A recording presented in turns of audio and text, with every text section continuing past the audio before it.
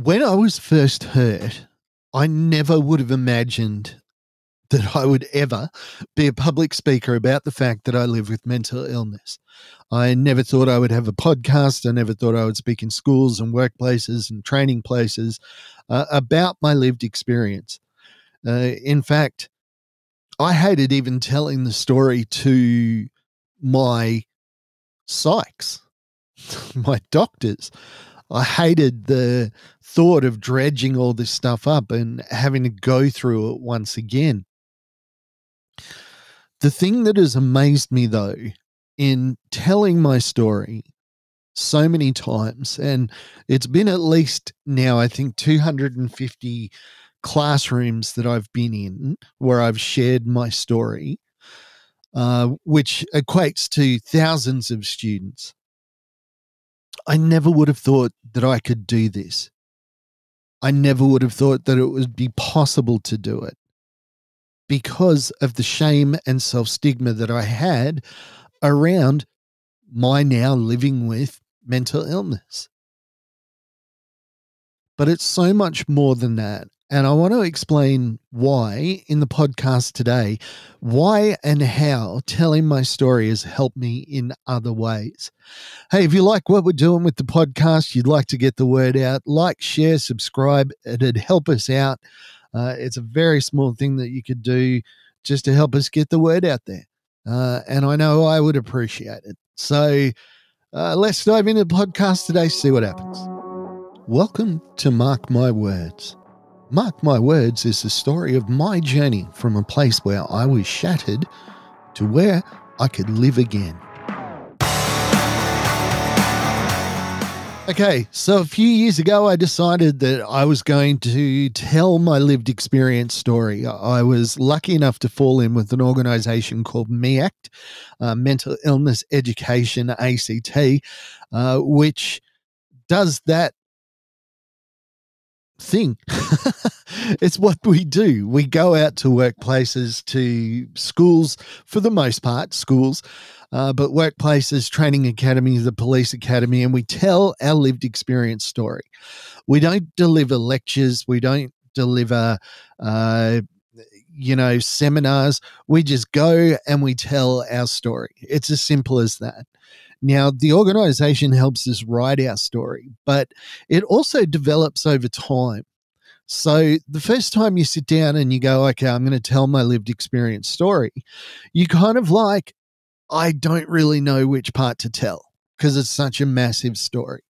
So you need somebody to help you kind of narrow down your focus. And there's three things that any story needs: a beginning, a middle, and an end.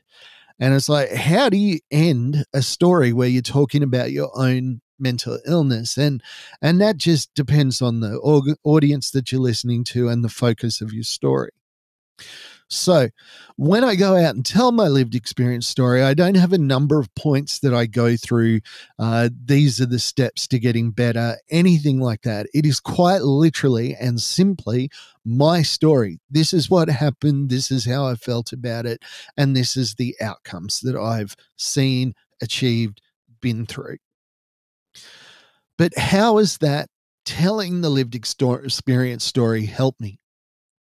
Well, it's helped me in a number of ways, not least of which is it's allowed me to learn who I am as a person. Nothing helps your introspection more than having the opportunity to share that experience to real live humans. And I'm not talking about the story that you tell your doctors and your psychs, because that's one thing. You have to tell that story, and you're telling it for a reason. You're telling it because you need something. You need medication. You need, a review. You need more support. You're there for a reason. You're there to get something. When you tell your lived experience to the public, is you're not getting anything from them. This isn't transactional. So I can just tell my story and then walk away. I don't need you to give me anything or supply me with something or provide me with a service because of my story. I'm just able to say, here is my story, the end, thank you very much. Now, the first thing is about taking ownership of that story. This is my story, and I don't tell the parts that I don't want to, the parts that may hurt me or harm me. I don't go into those. I don't get in front of people and pour my heart out and tear my shirt and this is how bad things were, because that's not what I'm there for. I'm not there to traumatize an audience, and I'm not there to traumatize myself. So the first and biggest thing is that I own my story. The second is that my story is the story of what mental illness took from me, the things that it stole, the things that my life, my future, my earning potential, my income, my how I view myself as a man, as a husband, as a father, it tore away all of that. And every time I stand in front of a group of people, I'm trying to educate them in the mistakes that I made so that they won't make them. And in that, I am kicking mental illness in the butt. I'm kicking it in the balls. I'm taken back from mental illness some of the things that it stole from me. I'm empowering myself, and I'm telling mental illness that it didn't beat me. And I'm also trying to teach other people how to beat mental illness, how not to make the decisions that I made that led to so much pain and loss. And every time I can do that, I'm stealing back from mental illness. I'm taking back some of the things, hopefully, that it took from me.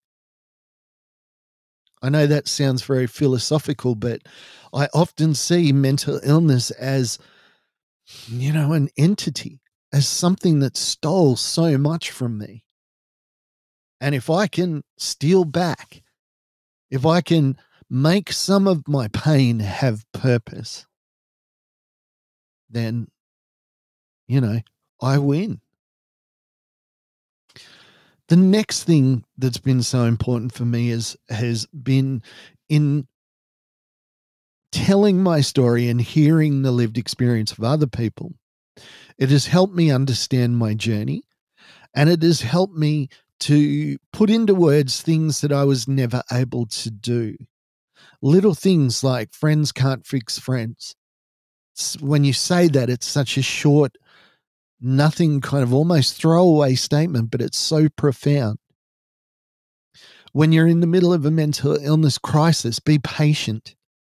Never struck me that was something that you could do. And when somebody told me that story about being patient, it transformed my mental illness journey, because when I would start to go through a crisis, when I go through an event, an experience that would normally have thrown me completely back into my mental health symptoms, I remember those words. I remember the words that, okay, just be patient. My struggle with mental illness has lessened since I've started telling my story, because I've learned more about myself. I've learned more about my symptoms. I've learned more about how I react to those symptoms. And last but not least, I've learned to hope. I never understood or liked or even pursued hope, because I thought it was something that was unavailable to me, that I would never have it. But what I've been able to do in telling my story, I've been able to see how far I've actually come. I've been able to see how much I've achieved in my journey. Whereas I thought I hadn't achieved anything ever. Turns out I've achieved a lot. And even an incident that happened, say, last week, that would normally have thrown me off balance for a month, threw me off balance for a matter of hours at the most. something that would have thrown me into a full-on crisis. I was able to work through. I was able to put in those principles that I've learned, that I've learned from others, and that I've taught myself about not comparing my pain to others, about being patient. This has been the power of telling my lived experience story. And if you have the ability, the option, or the desire, please tell your own lived experience story. The benefits are exponential, and I couldn't recommend it more highly to anyone. I, as always, want to just hope that you have a great week. I look forward to speaking to you again next time. If you believe in what I'm doing, if you believe in what I'm trying to achieve here, please like, share, subscribe. I personally would appreciate it, not for numbers, but just so that I know that my words are actually helping people. And I know that they do. A person that I would like to know better, that's very hard to communicate with because he lives overseas. We were talking about how he found the podcast, and he mentioned just so very briefly about the horrible circumstance he was in when he found the podcast. And then when he was out of that circumstance, when he came back, and he's like, I wonder if that guy's still around. And it was that drew me to him, the fact that I'm consistent with this. I'm going to keep doing it, and I'll keep doing it for one person if that is all I can help. And that is okay. But I really would like to help more people if I can, if you think I'm worthy. Hey, I appreciate you. Have a great week. Bye for now. Thank you for listening to Mark My Words. I'd like to thank my producer, Meredith Brosnan, and also Torian, Kevin, and Lorraine. And I can't forget the band Adelaide, who allows us to use their song as our theme.